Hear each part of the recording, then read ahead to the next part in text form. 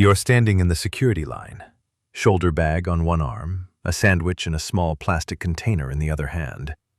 The metal bins clatter, a conveyor belt hums, the smell of coffee and sanitizer mixes with a child crying somewhere ahead, and the thought in your head is simple and urgent.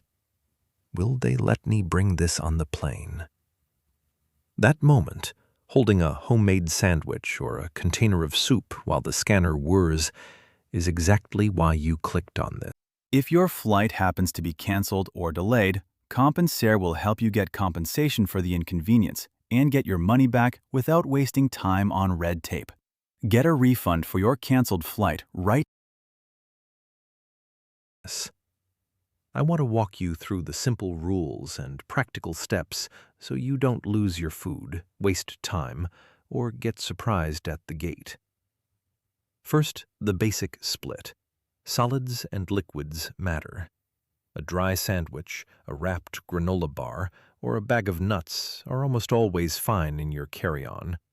But anything that's liquid, gel, or spreadable, think soups, yogurt, peanut butter, jam, hummus, is treated like a liquid at security.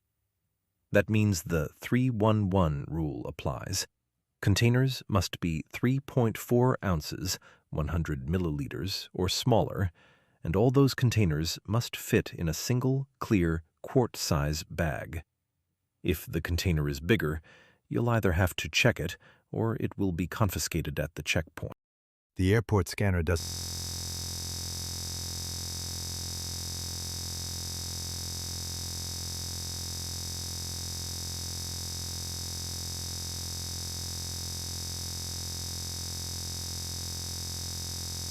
care that you made the soup yourself.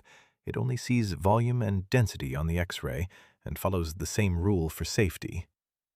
How to prepare at home so you don't get stuck at the scanner. Pack solids in simple store-style packaging when you can.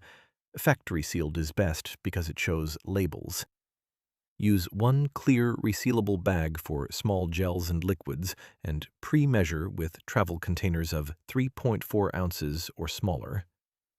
Freeze a water bottle or a sandwich with a frozen ice pack. Frozen solid items usually pass through as solids and help keep things fresh. If you're traveling with baby food or essential medication that happens to be liquid, those are allowed in reasonable quantities, but you should separate them and tell the TSA agent before screening so they can inspect them without delay.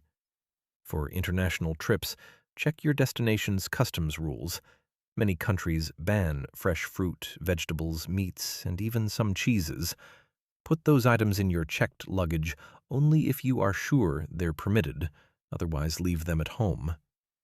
Why these rules exist? An everyday analogy.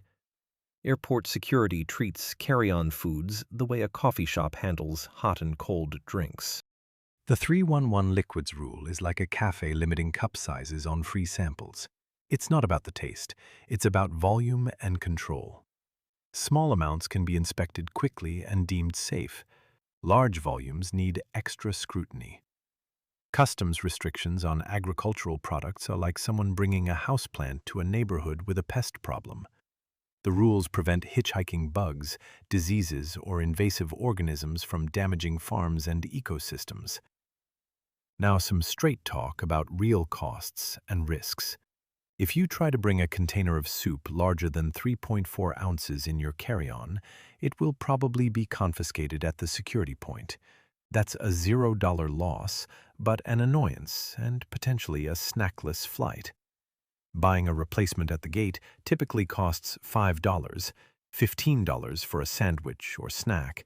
Bottled water at gates is often $3, $6. Checking a bag to avoid the liquids rule runs $25, $60 on many domestic airlines, or more for some low-cost carriers. If you bring prohibited agricultural items into another country, you risk having them confiscated and sometimes a fine. Fines range widely, from modest penalties to hundreds of dollars in strict jurisdictions, plus a delay while customs inspects your bag. And missed flight risk.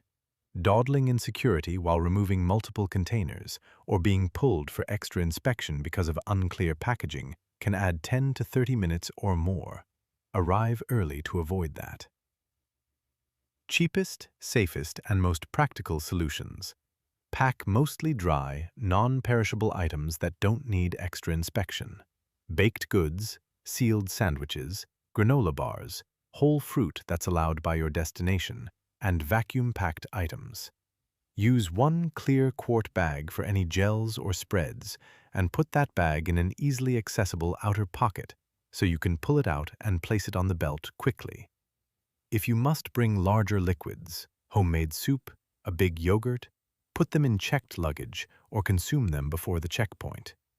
For flights where you need to avoid high gate prices, bring a refillable bottle. Leave it empty until after security, then refill at a filtered water station or buy a bottle after screening. A specific trick that trips people up. Not all soft or spreadable foods are obvious. Peanut butter, cream cheese, hummus, and thick sauces can be classified as gels. Pack them in small travel jars under 3.4 ounces or put them in your checked bag. Another common oversight is duty-free liquids. If you buy alcohol after passing security, keep the purchase in the sealed, tamper-evident bag with the receipt. If you have a connecting international flight, those duty-free bottles may still be subject to the liquid rule for your next security checkpoint, unless you stay in the sterile transit area, keep receipts handy, and expect extra screening. If you're short on time, here's a very short checklist to run through before you leave home. 1. Sort foods into solid and liquid/gel. 2. Move liquids/gels into 3.4-ounce containers and 1-quart bag. 3. Freeze where appropriate or use factory-sealed packaging. 4. Put baby food and medications in a separate place and declare them at screening. 5. Check your destination's customs rules for fresh produce and meats. That 5-step run-through will save you time and scraps of anxiety at the checkpoint. Many useful links can be found in the description. A mid-script quick favor. If this helps you feel less nervous about airport security, tap like and subscribe so I can keep making practical tips like these. One specific airline/airport trick to watch out for: some low-cost carriers and gate cafes will advertise no outside food as a customer service guideline to increase onboard sales. That's not the same as a hard safety rule.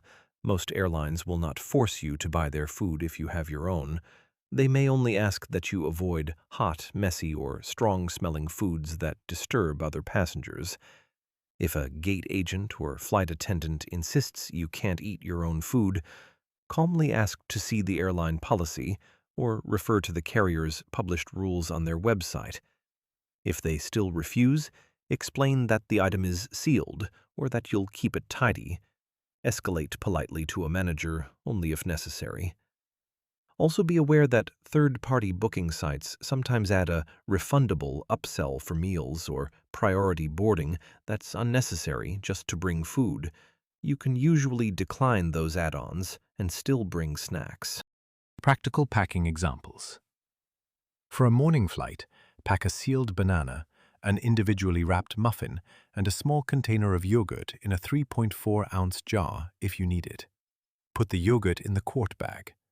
For a longer trip, use vacuum-sealed sandwiches, freeze an ice pack, and place it next to a wrapped sandwich in an insulated sleeve, then transfer to your carry-on. For international travel, aim to consume fresh fruit before customs, or leave it behind. Buy packaged snacks at your destination or at the airport after passing customs. Final reminders.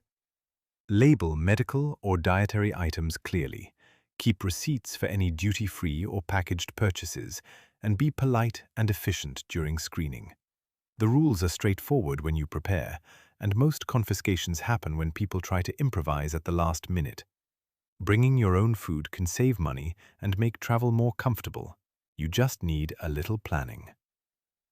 If you found these tips useful, please subscribe and hit the like button so I can make more short, clear travel advice.